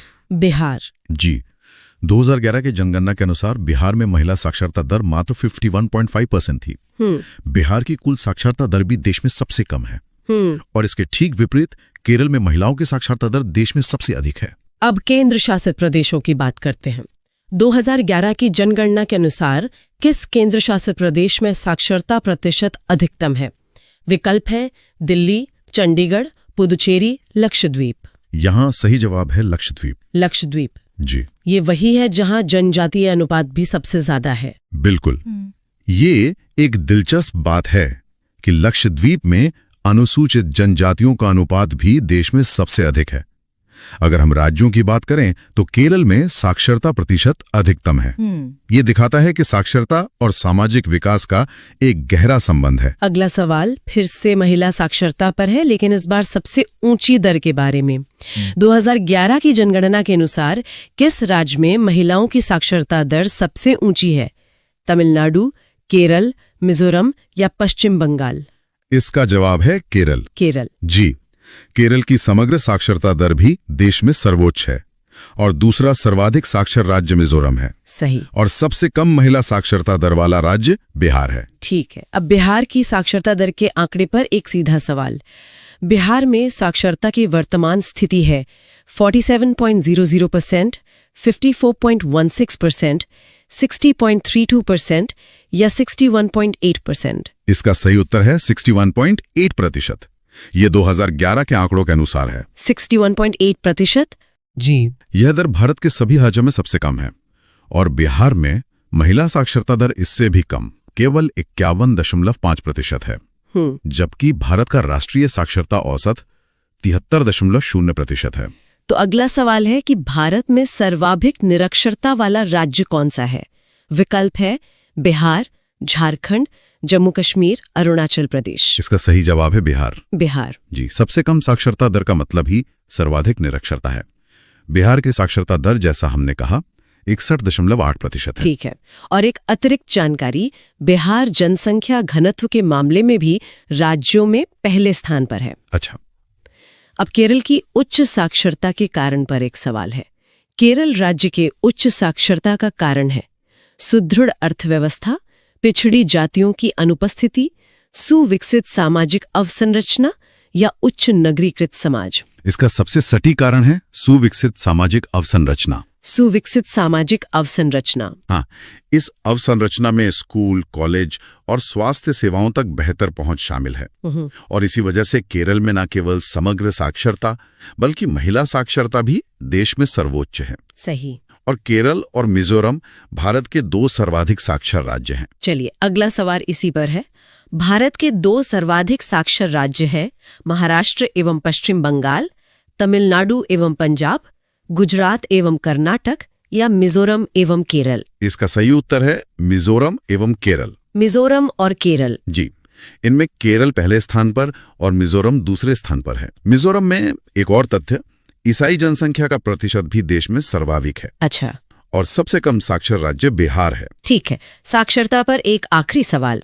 2011 की जनगणना में साक्षरता ज्ञात करने हेतु किस आयु वर्ग के लोगों को सम्मिलित किया जाता है? 5 वर्ष या उससे अधिक आयु, 6 वर्ष या उससे अधिक आयु, 7 वर्ष या उससे अधिक आयु या 8 वर्ष या उससे अधिक आयु? इसका सही जवाब है 7 वर्ष या उससे अधिक आयु। 7 वर्ष या उससे अधिक, ये हम पहले भी डिस्कस कर चुके हैं। जी, यह एक मानक परिभाषा है ताकि आंकड़ों की तुलना की जा सके। 7 वर्ष से कम आयु के बच्चों को स्वाभाविक रूप से निरक्षर माना जाता है। और इसी आधार पर भारत की प्रभावी साक्षरता दर 73.0% है। चलिए, अब जनसंख्या और जनसांख्यिकी से जुड़े कुछ सवालों पर आते हैं। जनसंख्या वृद्धि पर अंकुश के लिए देवी रूपक योजना किस राज्य में चलाई जा रही है? विकल्प हैं छत्तीसगढ़, झारखंड, उत्तराखंड, हरियाणा। ये योजना हरियाणा में चलाई जा रही है। हरियाणा? जी, और हरियाणा उन राज्यों में से है जहां कोई अभिज्ञात जनजातीय समुदाय नहीं है। यह योजना भारत की जनसंख्या चुनौती को दर्शाती है, जो उच्च जन्म दर, निम्न मृत्यु दर के चरण में है। हरियाणा जनसंख्या घनत्व के मामले में भी देश के अग्रणी राज्यों में से है। ठीक है। अगला सवाल धार्मिक जनसंख्या पर है। भारत के किस राज्य में ईसाई जनसंख्या का प्रतिशत सर्वाधिक है? गोवा, मिजोरम, केरल या मणिपुर? इसका सही उत्तर है मिजोरम। मिजोरम। जी, और मिजोरम साक्षरता के मामले में भी देश में दूसरे स्थान पर है। यह दिखाता है कि भारत में धार्मिक और भाषाई विविधता कितनी व्यापक है। सही बात है। विकल्पों में दिए गए अन्य राज्यों जैसे गोवा और केरल में भी ईसाई आबादी का एक महत्वपूर्ण हिस्सा है, लेकिन प्रतिशत मिजोरम में सबसे ज्यादा है। ठीक है। अगला सवाल है जनांकीय संक्रमण मॉडल पर। जनांकीय संक्रमण मॉडल के अनुसार भारत निम्नलिखित में से किस चरण में है? निम्न जन्म दर, निम्न मृत्यु दर, निम्न जन्म दर, उच्च मृत्यु दर, उच्च जन्म दर, निम्न मृत्यु दर या उच्च जन्म दर, उच्च मृत्यु दर? भारत इस मॉडल के अनुसार उच्च जन्म दर, निम्न मृत्यु दर वाले चरण में है। उच्च जन्म दर, निम्न मृत्यु दर। जी, यही चरण जनसंख्या विस्फोट का कारण बनता है, क्योंकि मृत्यु दर तो चिकित्सा सुधारों के कारण कम हो जाती है, लेकिन जन्म दर ऊंची बनी रहती है। भारत की जनसंख्या इतिहास में 1921 को महाविभाजन का वर्ष कहा जाता है, जिसके बाद जनसंख्या लगातार बढ़ी। परंतु इसकी संपूर्ण मानव प्रजाति का 16% जनसंख्या है, संपूर्ण मानव प्रजाति का 17% जनसंख्या है, संपूर्ण मानव प्रजाति का 18% जनसंख्या है या संपूर्ण मानव प्रजाति का 28% जनसंख्या है? सही जवाब है संपूर्ण मानव प्रजाति का 17% जनसंख्या है। 17%? जी, और इस विशाल जनसंख्या का सबसे बड़ा हिस्सा उत्तर प्रदेश में रहता है, जहां लगभग 20 करोड़ लोग हैं। जनसंख्या घनत्व की दृष्टि से बिहार राज्यों में पहले स्थान पर है। और यह आंकड़ा भारत की जनसंख्या चुनौती और संसाधनों पर दबाव को रेखांकित करता है। तो अब जनसंख्या घनत्व पर आते हैं।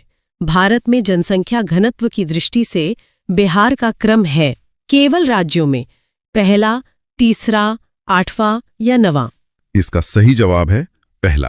पहला। जी, बिहार केवल घनत्व में ही नहीं बल्कि कुल जनसंख्या में भी तीसरे स्थान पर है, उत्तर प्रदेश और महाराष्ट्र के बाद।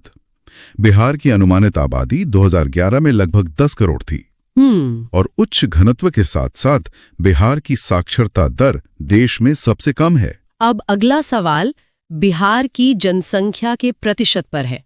भारत की कुल जनसंख्या में बिहार की जनसंख्या का क्या प्रतिशत है? 8.60%, 10.21%, 12.52% या 16.5%? सही उत्तर है 8.60%। 8.6%। जी, यह प्रतिशत लगभग 10 करोड़ की आबादी से आता है। इसकी तुलना में उत्तर प्रदेश में देश की लगभग 16.5% आबादी रहती है। ठीक है। और बिहार जनसंख्या के मामले में भारत का तीसरा सबसे बड़ा राज्य है। ठीक है, तो 2011 में बिहार की आबादी कितनी थी? 2011 की जनगणना में बिहार की अनुमानित आबादी है 8 करोड़, 9 करोड़, 10 करोड़ या 14 करोड़? इसका सही जवाब है 10 करोड़। 10 करोड़? जी, यह आबादी भारत की कुल जनसंख्या का 8.60% है। सबसे अधिक आबादी वाला राज्य उत्तर प्रदेश है, जिसकी आबादी लगभग 20 करोड़ थी।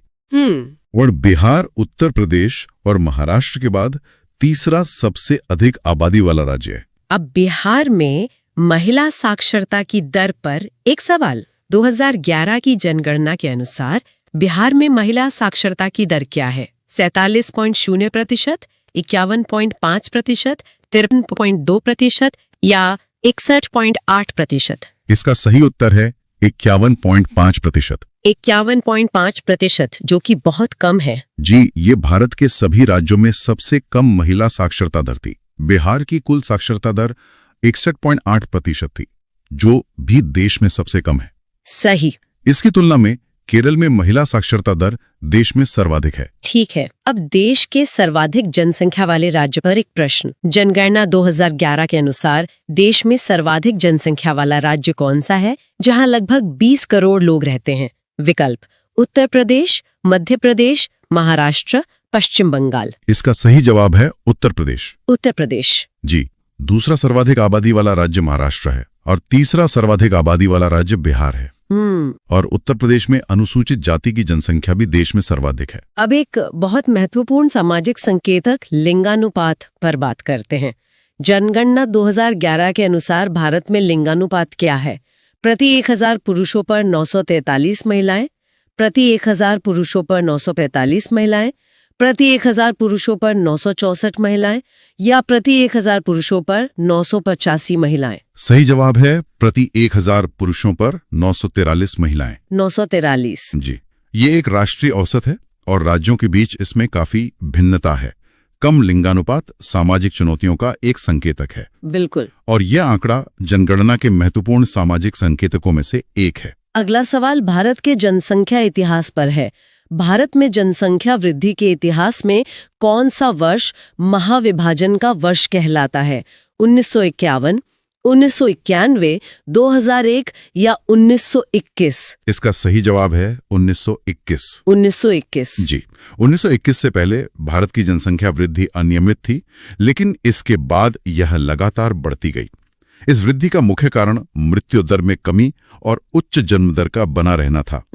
और यही वो दौर है जिसे भारत का जनांकीय संक्रमण कहा जाता है। ठीक है, अब शहरी जनसंख्या की बात करते हैं। 2011 की जनगणना के अनुसार सर्वाधिक कुल शहरी जनसंख्या वाला राज्य कौन सा है? उत्तर प्रदेश, महाराष्ट्र, तमिलनाडु या केरल? इसका सही उत्तर है महाराष्ट्र। महाराष्ट्र। जी, महाराष्ट्र देश का दूसरा सबसे अधिक जनसंख्या वाला राज्य भी है। यहाँ मुंबई, पुणे, नागपुर जैसे बड़े शहरी केंद्र हैं जो इसकी कुल शहरी आबादी में योगदान करते हैं। सही। और ये ध्यान रखना जरूरी है कि ये कुल शहरी जनसंख्या की बात है, शहरी जनसंख्या के प्रतिशत की नहीं। ठीक है, अब एक सवाल उन राज्यों पर जहां जनजातीय समुदाय नहीं है।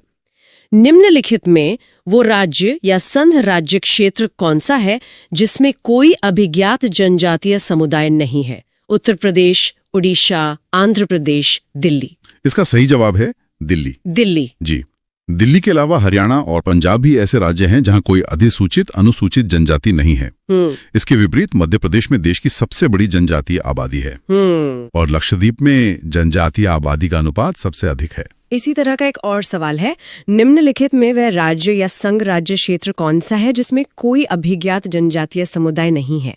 छत्तीसगढ़, हरियाणा, महाराष्ट्र, कर्नाटक। इसका सही उत्तर है हरियाणा। हरियाणा। जी, जैसा कि पहले बताया गया, दिल्ली और पंजाब में भी कोई अधिसूचित जनजातीय समुदाय नहीं है। भारत की कुल जनसंख्या में जनजातीय आबादी का हिस्सा 8.6% है और इसके पड़ोसी राज्य पंजाब में अनुसूचित जाति का प्रतिशत देश में सर्वाधिक है। अब दूसरा सर्वाधिक आबादी वाला राज्य। 2011 की जनगणना के अनुसार भारत का दूसरा सर्वाधिक आबादी वाला राज्य कौन सा है? महाराष्ट्र, बिहार, पश्चिम बंगाल, राजस्थान। सही जवाब है महाराष्ट्र। महाराष्ट्र। जी, पहला सर्वाधिक आबादी वाला राज्य उत्तर प्रदेश है। ओके। और तीसरा सर्वाधिक आबादी वाला राज्य बिहार है। ठीक है। और महाराष्ट्र में देश के सर्वाधिक कुल शहरी जनसंख्या भी निवास करती है। तो अगला सवाल तीसरे सबसे बड़े राज्य पर है। 2011 की जनगणना के अनुसार उत्तर प्रदेश तथा महाराष्ट्र के बाद सर्वाधिक जनसंख्या वाला राज्य कौन सा है? पश्चिम बंगाल, बिहार, आंध्र प्रदेश या तमिलनाडु? इसका सही उत्तर है बिहार। बिहार। जी, तो क्रम है उत्तर प्रदेश, महाराष्ट्र और फिर बिहार। बिहार की आबादी लगभग 10 करोड़ है और ये जनसंख्या घनत्व में पहले स्थान पर है। और बिहार की साक्षरता दर देश में सबसे कम है। ठीक है, अब सबसे कम जनसंख्या वाला राज्य कौन सा था? सन 2011 की जनगणना के अनुसार नीचे दिए गए राज्यों में से किसकी जनसंख्या न्यूनतम थी? विकल्प है सिक्किम, मिजोरम, गोवा, मेघालय। इसका सही जवाब है सिक्किम। सिक्किम। जी, सिक्किम भारत का सबसे कम आबादी वाला राज्य है। इसकी तुलना में भारत का सबसे अधिक आबादी वाला राज्य उत्तर प्रदेश है, जिसकी आबादी 20 करोड़ के करीब है। ये भारत के राज्यों के बीच जनसंख्या के विशाल अंतर को दर्शाता है। सवाल जो जनसंख्या घनत्व के क्रम पर है। वर्ष 2011 की जनसंख्या के अनुसार निम्नलिखित में से भारतीय राज्यों का कौन सा समूह जनसंख्या घनत्व का सही अवरोही क्रम दर्शाता है? हमारे पास 4 विकल्प हैं। पहला है पंजाब, महाराष्ट्र, तमिलनाडु, हरियाणा। दूसरा तमिलनाडु, पंजाब, महाराष्ट्र, हरियाणा। तीसरा पंजाब, तमिलनाडु, हरियाणा, महाराष्ट्र। और चौथा हरियाणा, तमिलनाडु, पंजाब, महाराष्ट्र। जी, इसमें जो सही अवरोही क्रम है वो है चौथा विकल्प, हरियाणा, तमिलनाडु, पंजाब और फिर महाराष्ट्र। हरियाणा, तमिलनाडु, पंजाब, महाराष्ट्र। जी, और ये ध्यान रखना महत्वपूर्ण है कि ये केवल दिए गए विकल्पों में से क्रम है। भारत में सबसे अधिक जनसंख्या घनत्व वाला राज्य बिहार है। जनसंख्या घनत्व का मतलब प्रति वर्ग किलोमीटर में रहने वाले लोगों की संख्या है। सही। और एक राज्य की कुल जनसंख्या अधिक हो सकती है, जैसे महाराष्ट्र की है, लेकिन उसका क्षेत्रफल बड़ा होने के कारण घनत्व कम हो सकता है। भारत के जो संघ राज्य क्षेत्र हैं, उनमें सबसे ज्यादा नगरीकृत मतलब सबसे ज्यादा अर्बनाइज्ड कौन सा है? विकल्प हैं चंडीगढ़, दिल्ली, पुडुचेरी और लक्षद्वीप। ये तो दिलचस्प सवाल है। मुझे लगता है इसका जवाब दिल्ली होना चाहिए। एकदम सही। सही उत्तर दिल्ली ही है। और देखिए, इसके पीछे के जो आंकड़े हैं वो काफी चौंकाने वाले हैं। अच्छा? हाँ, 2011 की जनगणना को देखें तो दिल्ली की लगभग 97.5% आबादी शहरी है। 97%? मतलब लगभग पूरी की पूरी दिल्ली ही शहरी है। बिल्कुल। और दिल्ली के ठीक बाद चंडीगढ़ का नंबर आता है। वैसे अगर राज्यों की बात करें तो गोवा सबसे ज्यादा नगरीकृत राज्य है और हिमाचल प्रदेश सबसे कम। ठीक है, तो अगला सवाल लेते हैं। भारत के राज्यों में से किस एक का जनसंख्या घनत्व मतलब पॉपुलेशन डेंसिटी सबसे कम है? हिमाचल प्रदेश, मेघालय, अरुणाचल प्रदेश या सिक्किम? इसका जवाब है अरुणाचल प्रदेश। अरुणाचल प्रदेश। और वहां घनत्व कितना कम है? बहुत ज्यादा कम। 2011 की जनगणना के हिसाब से अरुणाचल प्रदेश में प्रति वर्ग किलोमीटर सिर्फ 17 लोग रहते हैं। सिर्फ 17? हाँ, सिर्फ 17। जबकि पूरे देश का औसत 382 व्यक्ति प्रति वर्ग किलोमीटर है। और सोचिए, सबसे ज्यादा घनत्व वाला राज्य बिहार है, जहां यह आंकड़ा 1106 है। जमीन आसमान का फर्क है। बिल्कुल। अच्छा, एक और सवाल है। ये 4 शहर हैं, लुधियाना, कोची, सूरत और नागपुर। इनमें से कौन-कौन से शहर 10 लाख से ऊपर की जनसंख्या वाले हैं? तो ये चारों ही शहर 10 लाख से ऊपर की जनसंख्या वाले हैं। चारों? हाँ, ये सभी। 2011 की जनगणना में भारत में मिलियन प्लस शहर, मतलब 10 लाख से ज्यादा आबादी वाले शहर कुल 53 थे। 53। और इनमें सबसे ज्यादा शहर किन राज्यों में थे? सबसे ज्यादा 10 लाख ही नगर उत्तर प्रदेश और केरल में थे, दोनों में 7-7।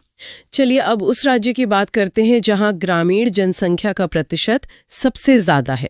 विकल्प हैं हिमाचल प्रदेश, बिहार, उड़ीसा या उत्तर प्रदेश। इसका सही जवाब हिमाचल प्रदेश है। हिमाचल प्रदेश। हमने अभी बात की थी कि वो सबसे कम नगरीकृत है। बिल्कुल।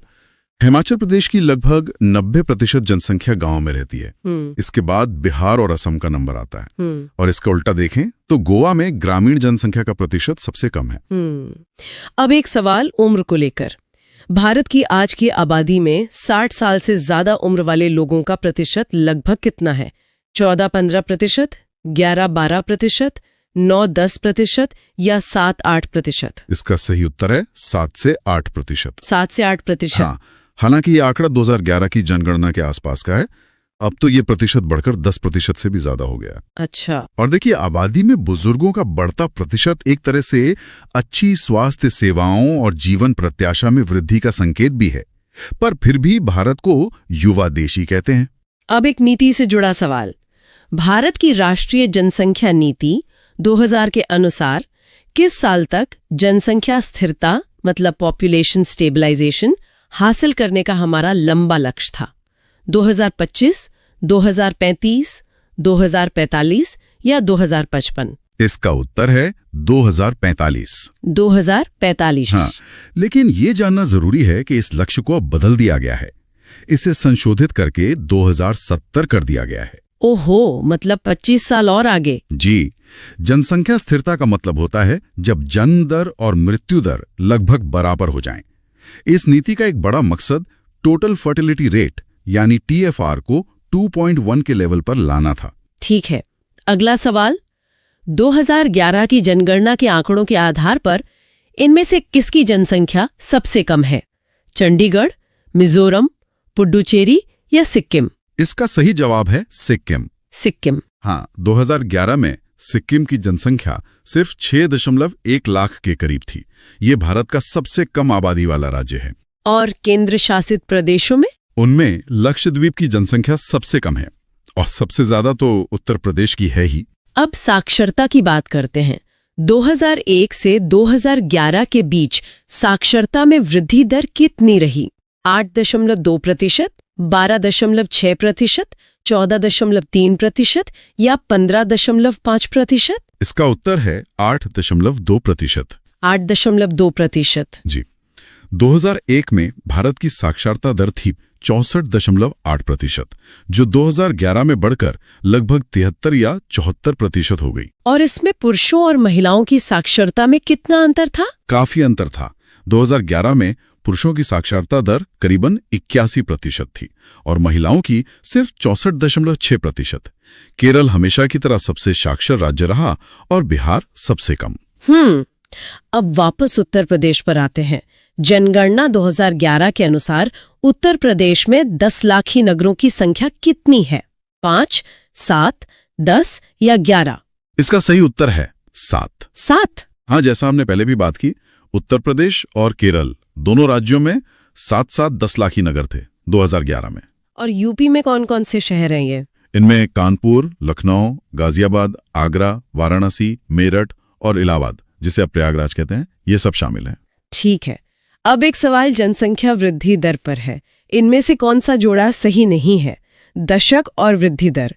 1971-81 24.66%, 1981 91 23.87%, 1991-2001 21.54% और 2001-2011 19.05%। इसमें जो जोड़ा सुमेलित नहीं है वो आखिरी वाला है, 2001 से 2011 वाला। अच्छा, तो वो गलत क्यों है? क्योंकि 2001 से 2011 के दशक में भारत की जनसंख्या वृद्धि दर 19.05% नहीं बल्कि 17.7% थी। 17.7%। हाँ, और एक दिलचस्प बात यह है कि भारत में सबसे ज्यादा दशकीय वृद्धि दर 1961-71 के दशक में दर्ज की गई थी, जो 24.80% थी।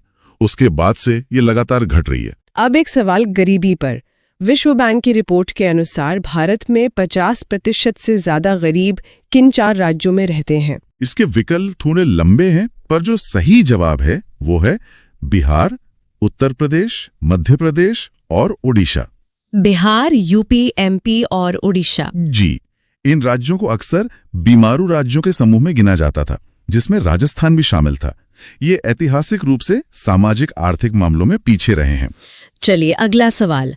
भारत में जनसंख्या के हिसाब से तीसरा और क्षेत्रफल में 13वां राज्य कौन सा है? महाराष्ट्र, मध्य प्रदेश, कर्नाटक या बिहार? इसका सही उत्तर है बिहार। बिहार। हाँ, 2011 की जनगणना के अनुसार जनसंख्या में पहले नंबर पर उत्तर प्रदेश, दूसरे पर महाराष्ट्र और तीसरे पर बिहार था। और क्षेत्रफल के हिसाब से भारत का सबसे बड़ा राज्य तो राजस्थान है। ठीक है, अगला सवाल फिर से मिलियन प्लस शहरों पर है। 2011 की जनगणना के अनुसार भारत में ऐसे कितने शहर थे? 29, 35, 39 या 53? इसका जवाब हम पहले भी दे चुके हैं। सही उत्तर है 53। 53। जी, और सोचिए 1901 में सिर्फ एक ऐसा शहर था, कलकत्ता। 2001 में यह संख्या 35 हुई और 10 साल में ही बढ़कर 53 हो गई। ये बहुत तेज शहरीकरण दिखाता है। अब एक और सवाल जनसंख्या घनत्व पर। भारत में अधिकतम और न्यूनतम जनसंख्या घनत्व वाले प्रदेश कौन-कौन से हैं? तो अधिकतम घनत्व वाला राज्य है बिहार और न्यूनतम वाला है अरुणाचल प्रदेश। बिहार और अरुणाचल प्रदेश। हाँ, बिहार का घनत्व 1106 व्यक्ति प्रति वर्ग किलोमीटर है और अरुणाचल का सिर्फ 17। अगर केंद्र शासित प्रदेशों को भी शामिल कर लें तो दिल्ली का घनत्व सबसे ज्यादा है, 11,320। 11,000 से भी ज्यादा, बाप रे। अच्छा, जनगणना के हिसाब से 50,000 से 99,999 तक की जनसंख्या वाले शहरी क्षेत्र को क्या कहते हैं? इन्हें कहते हैं श्रेणी 2 शहर या क्लास 2 सिटी। श्रेणी 2 शहर। जी, जनगणना में शहरों को जनसंख्या के आधार पर 6 श्रेणियों में बांटा जाता है। 1 लाख से ज्यादा वाले श्रेणी आई में आते हैं। ठीक है, अब एक आसान सवाल। भारत में सबसे योजनाबद्ध बसा शहर कौन सा है? कोयम्बटूर, नई दिल्ली, चंडीगढ़ या सेलम? इसका जवाब तो ज्यादातर लोगों को पता होगा, ये है चंडीगढ़। चंडीगढ़। जी, इसका डिजाइन फ्रांसीसी वास्तुकार ले कॉर्बुजिए ने तैयार किया था और ये शहर अपनी वास्तुकला और हरियाली के लिए बहुत मशहूर है। अब एक सवाल।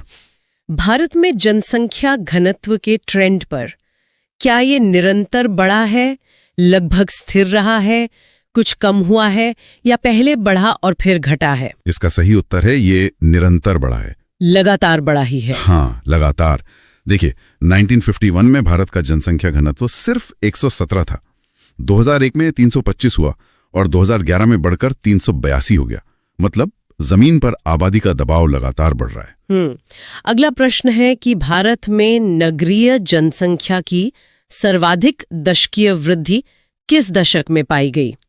1961-71 में, 1971-81 में, 1981-91 में या 1991-2001 में? इसका जवाब है 1971-81 के दशक में। 1971 से 81 के बीच। जी, इस दशक में शहरी जनसंख्या में 46.14% की जबरदस्त वृद्धि दर्ज की गई थी। और इसकी वजह क्या थी? इसकी मुख्य वजह थी औद्योगिकीकरण और गांवों से शहरों की तरफ पलायन। अच्छा, और नगरीकरण से समाज पर क्या असर पड़ता है? जन्म दर और मृत्यु दर दोनों घटी हैं या सिर्फ जन्म दर घटी है या दोनों बढ़ी हैं? इसका सही जवाब है जन्म दर और मृत्यु दर दोनों घटी हैं। दोनों घटी हैं? हाँ, शहरों में बेहतर स्वास्थ्य सुविधाओं से मृत्यु दर घटती है और शिक्षा व जागरूकता बढ़ने से लोग छोटे परिवार अपनाते हैं, जिससे जन्म दर भी घटती है। इसे जनसांख्यिकीय संक्रमण भी कहते हैं। अब जनजातीय जनसंख्या पर आते हैं। भारतीय राज्यों में सबसे ज्यादा जनजातीय जनसंख्या कहाँ है? असम त्रिपुरा में, केरल तमिलनाडु में, मध्य प्रदेश छत्तीसगढ़ में या उत्तर प्रदेश उत्तराखंड में? इसका उत्तर है मध्य प्रदेश एवं छत्तीसगढ़ में। मध्य प्रदेश और छत्तीसगढ़। जी, अगर कुल संख्या की बात करें तो सबसे ज्यादा जनजातीय आबादी मध्य प्रदेश में है, लेकिन अगर जनसंख्या के प्रतिशत के हिसाब से देखें तो लक्षद्वीप और मिजोरम सबसे आगे हैं। ठीक है, अगला सवाल थोड़ा जटिल है। इन राज्यों को नगरीकरण के हिसाब से घटते हुए क्रम में लगाना है। पश्चिम बंगाल, तमिलनाडु, महाराष्ट्र गुजरात। तो इसका सही क्रम होगा सबसे पहले तमिलनाडु, फिर महाराष्ट्र, फिर गुजरात और आखिर में पश्चिम बंगाल। तमिलनाडु सबसे पहले, गोवा के बाद। बड़े राज्यों में हाँ, 2011 में तमिलनाडु का नगरीकरण प्रतिशत लगभग 48.4% था, जबकि महाराष्ट्र का 45.2% और गुजरात का 42.6% था। चलिए अब वापस राष्ट्रीय जनसंख्या नीति पर। हमने बात की थी कि जनसंख्या स्थिरता का लक्ष्य 2045 से बढ़ा दिया गया है, तो इसे बढ़ाकर कितना किया गया है? 2055, 2060, 2065 या 2070? जैसा हमने पहले बताया था, ये लक्ष्य बढ़ाकर 2070 कर दिया गया है। 2070 जी, और इसका मुख्य कारण कुछ राज्यों में धीमी प्रगति और टोटल फर्टिलिटी रेट का अपेक्षित गति से कम न होना है। अच्छा, भारत में नगरीय केंद्रों को कितनी श्रेणियों में वर्गीकृत किया गया है? 4, 7, 5 या 6? इसका सही उत्तर है 6 श्रेणियों में। जी, जनसंख्या के आकार के आधार पर श्रेणी आई से लेकर श्रेणी वी तक। ठीक है, अब एक बहुत ही दिलचस्प सवाल, इनमें से कौन सा राज्य है जहां अनुसूचित श्रेणी में कोई भी जनजाति आबादी नहीं रखी गई है? केरल, पंजाब, अरुणाचल प्रदेश या पश्चिम बंगाल? इसका उत्तर है पंजाब। पंजाब। हाँ, पंजाब।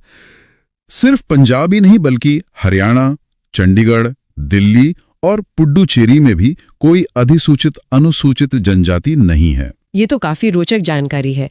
अच्छा, वर्तमान में भारत की जनसंख्या वृद्धि किस दौर से गुजर रही है? स्थिर जनसंख्या, सतत वृद्धि, तीव्र उच्च विकास या निश्चित रूप से गिरने की प्रवृत्ति के साथ उच्च वृद्धि दर? इसका सही उत्तर है निश्चित रूप से गिरने की प्रवृत्ति के साथ उच्च वृद्धि दर। इसका क्या मतलब हुआ? इसका मतलब ये है कि हमारी जनसंख्या अभी भी बढ़ रही है, लेकिन उसके बढ़ने की जो रफ्तार है, जो प्रतिशत है, वो घट रहा है। ये जनसांख्यिकीय संक्रमण मॉडल का तीसरा चरण है। अगला सवाल, 2011 की जनगणना के अनुसार भारत में नगरीय जनसंख्या का प्रतिशत कितना है? 20.8, 25.7, 27.3 या 31.2? इसका उत्तर है 31.2%।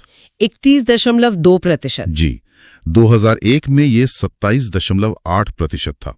ये दिखाता है कि शहरीकरण कितनी तेजी से बढ़ रहा है। 2011 में भारत के लगभग 37.7 करोड़ लोग शहरों में रहते थे। अब एक ऐतिहासिक सवाल, जनसंख्या के संदर्भ में किस एक साल को महान विभाजन का वर्ष या द ग्रेट डिवाइड कहा गया है? 1911, 1921, 1941 या 1951? सही उत्तर है 1921। 1921। ऐसा क्यों? क्योंकि 1921 से पहले भारत की जनसंख्या वृद्धि बहुत अस्थिर थी, कभी बढ़ती कभी घटती। 1911 से 21 के दशक में तो अकाल और स्पेनिश फ्लू जैसी महामारी के कारण जनसंख्या में नकारात्मक वृद्धि हुई थी। अच्छा। हाँ, और 1921 के बाद से भारत की जनसंख्या लगातार बढ़ती ही रही है, इसीलिए इसे महान विभाजक वर्ष कहते हैं। ठीक है, अब ये 2001 की जनगणना से सवाल है, इन 4 नगरों में से किसमें सबसे कम जनसंख्या थी? कानपुर, लखनऊ, आगरा या वाराणसी? इसका उत्तर है वाराणसी। वाराणसी। जी। 2001 में इन चारों में वाराणसी की जनसंख्या सबसे कम थी और 2011 में भी यही स्थिति थी। अगला सवाल फिर से क्रम में लगाने वाला है। 2011 की जनगणना के आधार पर इन राज्यों और संघीय क्षेत्रों को उनकी जनसंख्या के घटते क्रम में लगाइए। पुडुचेरी, चंडीगढ़, मिजोरम, सिक्किम। तो इसका सही अवरोही क्रम होगा पुडुचेरी, फिर चंडीगढ़, फिर मिजोरम और सबसे अंत में सिक्किम। पुडुचेरी, चंडीगढ़, मिजोरम, सिक्किम। जी, 2011 में पुडुचेरी की जनसंख्या लगभग 12.4 लाख थी, चंडीगढ़ की 10.5 लाख, मिजोरम की 10.9 लाख और सिक्किम की सबसे कम 6.1 लाख। अब साक्षरता पर एक और सवाल। 2011 की जनगणना के आधार पर इन राज्यों को साक्षरता के घटते क्रम में लगाइए। केरल, मणिपुर, तमिलनाडु, हिमाचल प्रदेश। इसका सही क्रम है सबसे पहले केरल, फिर हिमाचल प्रदेश, फिर तमिलनाडु और फिर मणिपुर। केरल, हिमाचल प्रदेश, तमिलनाडु, मणिपुर। जी। केरल की साक्षरता दर तो सबसे ज्यादा 94% है, हिमाचल प्रदेश की 82.8%, तमिलनाडु की 80.1% और मणिपुर की लगभग 79.2% थी। अगला सवाल लिंग अनुपात पर। इनमें से किस एक संघ शासित क्षेत्र में लिंगानुपात 1000 से ऊपर है। पुडुचेरी, दिल्ली, चंडीगढ़ या लक्षद्वीप? इसका सही उत्तर है पुडुचेरी। पुडुचेरी। हाँ, 2011 की जनगणना में पुडुचेरी का लिंगानुपात 1037 था, मतलब प्रति 1000 पुरुषों पर 1037 महिलाएं। ये तो बहुत अच्छा है। बिल्कुल। राज्यों में केरल का लिंगानुपात सबसे ज्यादा है 1084। एक सवाल जो हम पहले भी छू चुके हैं, 2011 की जनगणना के अनुसार भारत में शहरों में रहने वाले लोगों की संख्या लगभग कितनी है? 37 करोड़, 33 करोड़, 35 करोड़ या 39 करोड़? इसका उत्तर है लगभग 37 करोड़। 37 करोड़? जी, सही आंकड़ा 37.7 करोड़ था, जो भारत की कुल 121 करोड़ की आबादी का 31.2% था। अब एक सवाल महिला साक्षरता पर। जनगणना 2011 के अनुसार भारत में स्त्री साक्षरता की दृष्टि से केरल के बाद दूसरा स्थान किस राज्य का है? मिजोरम, त्रिपुरा, गोवा या मेघालय? केरल के बाद दूसरा स्थान है मिजोरम का। मिजोरम। जी, केरल में महिला साक्षरता दर 92.1% है, जो देश में सबसे ज्यादा है, और मिजोरम में यह है 89.3% थी, जो दूसरे स्थान पर थी। अब प्रवास या माइग्रेशन पर एक सवाल। गांव से छोटे कस्बे और बाद में शहर तक लोगों के जाने को क्या कहते हैं? अंतर्राज्य प्रवास, अंतराराज्य प्रवास, चरणवार प्रवास या मजबूरन प्रवास? इसे कहते हैं चरणवार प्रवास या स्टेप वाइज माइग्रेशन। चरणवार प्रवास। जी, इसमें व्यक्ति सीधे बड़े शहर नहीं जाता, बल्कि छोटे छोटे शहरी केंद्रों से होते हुए आगे बढ़ता है। चलिए, अब आखिरी सवाल। जनगणना आकलन रिपोर्ट के अनुसार भारत विश्व का सबसे युवा देश है। वर्ष 2020 में भारतीयों की औसत उम्र क्या होगी? 27 वर्ष, 28 वर्ष, 29 वर्ष या 30 वर्ष? इसका सही उत्तर है 29 वर्ष। 29 वर्ष। जी, इसका मतलब है कि भारत की आधी आबादी 29 साल से कम उम्र की थी। इसी को जनसांख्यिकीय लाभांश या डेमोग्राफिक डिविडेंड कहते हैं। ये आर्थिक विकास के लिए एक बहुत बड़ा अवसर है। और अब एक प्रश्न आप सबके लिए। 2011 की जनगणना के अनुसार भारत का लिंगानुपात कितना था? अपना उत्तर नीचे कमेंट्स में जरूर बताइएगा। तो आज हमने भारत के जनसांख्यिकीय संकेतक और जनगणना आंकड़ों से जुड़े कुछ बहुत ही महत्वपूर्ण प्रश्न देखे। अगर ये चर्चा आपको अच्छी लगी हो तो इस वीडियो को लाइक करें, इसे शेयर करें और हमारे चैनल को सब्सक्राइब भी कर लें। आज के लिए बस इतना ही। बहुत जल्द मिलते हैं एक नए टॉपिक के साथ। नमस्कार। नमस्कार।